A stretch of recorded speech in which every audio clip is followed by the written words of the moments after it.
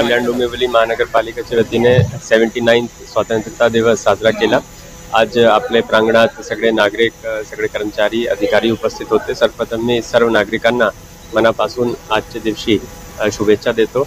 आज आपण काही ठराविक कार्यक्रम या ठिकाणी घेतले, त्याच्यामध्ये हर घर तिरंगा अंतर्गत आपण कार्यक्रम घेतच आहोत। त्याच्या पलीकडे जाऊन आपण आज आरोग्य विभागाकरिता 6 ॲम्ब्युलन्सेसचे अनावरण केलेलं आहे। महिलांमध्ये कर्करोग बाबतची जनजागृती, त्याचबरोबर त्यांची तपासणी होऊन शीघ्र आणि जलद गतीने ते शोधून त्यांच्यावर उपचार करण्याकरिता मिशन शक्ती कर्करोग मुक्त अभियान याची सुरुवात आपण आज या ठिकाणी करण्यात आलेली आहे। त्याचबरोबर 27 गावाचे कर्मचाऱ्यांच्या समायोजनची सुरुवात ही आज आपण नागरिकांना आणि कर्मचाऱ्यांना त्यांच्या नियुक्ती आदेश देऊन केलेली आहे।